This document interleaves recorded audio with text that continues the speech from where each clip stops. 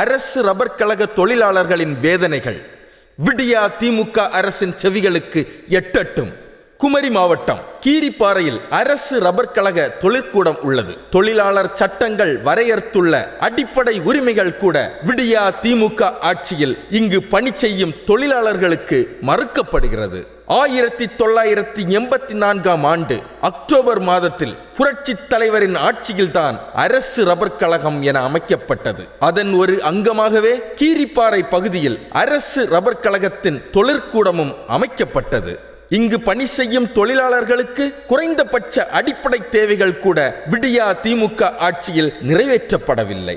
ESI எனப்படும் இந்திய தொழிலாளர்கள் அரசு காப்பீட்டு திட்டத்தில் கூட இந்த ஏழை தொழிலாளர்களை இணைக்க விடியா திமுக அரசுக்கு மனமில்லை. தங்களை நம்பி பணி செய்யும் தொழிலாளர்களுக்கு இஎஸ்ஐ காப்பீட்டு திட்டத்தில் சேர்க்க வேண்டிய பொறுப்பையும் தட்டி கழித்து வருகிறது விடியா அரசு. தொழிலாளர்களுக்கு மருத்துவ காப்பீடு என்பது உட்பட 6 அம்ச கோரிக்கைகளை வலியுறுத்தி கடந்த நவம்பர் 25 முதல் இங்கு பணி செய்யும் தொழிலாளர்கள் சுழற்சி முறையில் உண்ணாவிரத போராட்டத்திலும் ஈடுபட்டு வருகின்றனர். சம்பந்தப்பட்ட தொகுதியின் எம்எல்ஏவாகிய நானும் நேரில் சென்று தொழிலாளர்களின் கோரிக்கை முழக்கத்தோடு கைகோர்த்து களமாடினேன். மாவட்ட நிர்வாகம், ஊடகம் என அனைத்து மட்டத்திலும் என் குரல் ஓங்கி ஒலித்தது. எப்போதும் தொழிலாளர்களின் தோழனாக என் குரல் ஒலிக்கும். ஆனால் விடியா திமுக அரசோ தொழிலாளர் விரோத போக்கையை கடைபிடிக்கிறது.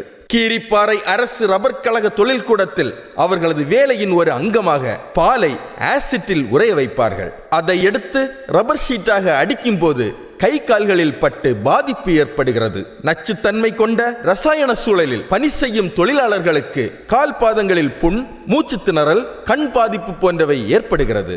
இது போன்ற தருணங்களில் உதவவே இஎஸ்ஐ காப்பீட்டு திட்டத்திற்கு கோரிக்கை வைக்கிறார்கள். இதையெல்லாம் விட உச்சமாக சமீபத்தில் பெண் தொழிலாளர் ஒருவர் புற்றுநோயால் பாதிக்கப்பட்டு சிகிச்சையில் உள்ளார்.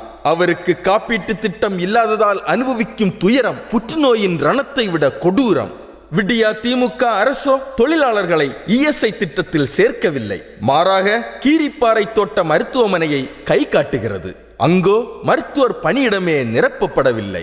செவிலியர்களே மருந்து மாத்திரை கொடுத்து அனுப்பி வைக்கும் அளவுக்குத்தான் இந்த விடியா திமுக அரசுக்கு தொழிலாளர் மீது கரிசனம்.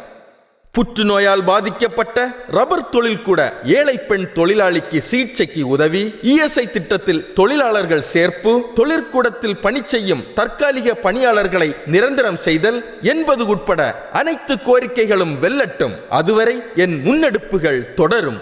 தொழிலாளர்கள் நலன் காக்கப்பட கழக பொதுச் செயலாளர் எடப்பாடியார் தலைமையில் அணி திரள்வோம். என்றும் மக்கள் பணியில்.